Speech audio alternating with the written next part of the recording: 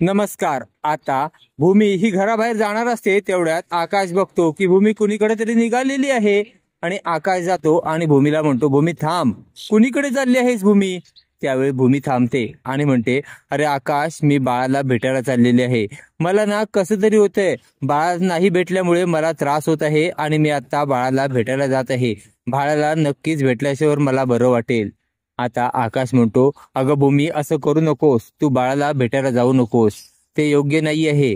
त्यावर भूमी म्हणते, अरे ते तान्हं बाळ आहे, त्याला आता दुधाची गरज असेल, मला जावंच लागेल आकाश। त्यावर आकाश म्हणतो, अगं भूमी, तुझ्या लक्षात येत नाही का, अबोली आणि पारितोषने आपल्याशी सगळे संबंध तोडलेले आहेत आणि तू तिथे गेलीस तर आणखी गोंधळ होईल आणि त्यांच्या नात्यात सुद्धा गैरसमज निर्माण होईल आणि त्यांच्या नात्यात सुद्धा त्रास होईल, त्यांचं नातं तुटू शकतं। आपल्यामुळे कुणाचं नातं तुटलं नाही पाहिजे, त्यामुळे तू तिथे जाऊ नकोस। आकाश आता पोटतिडकीने भूमीला हे सांगत असतो, त्यामुळे भूमीचा नाईलाज होतो आणि भूमी आता नाईलाज असतो, घरामध्येच राहते।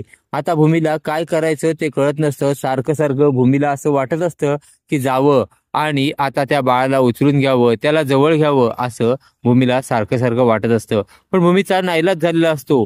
भूमी आता घरातच आता निराश अशी बसलेली असते। तर इकडे रागिणी ही गाडी घेऊन कुठेतरी चाललेली असते।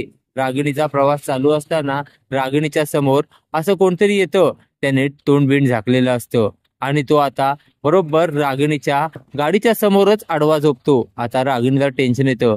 रागिणी गाडी थांबवते आणि गाडीतून उतरून जाते आणि त्या आडव्या झोपलेल्या माणसाजवळ जाते आणि त्याला म्हणते, अरे कोण आहेस तू आणि रस्त्यात कसा झोपला आहेस, आणि उठ बघू।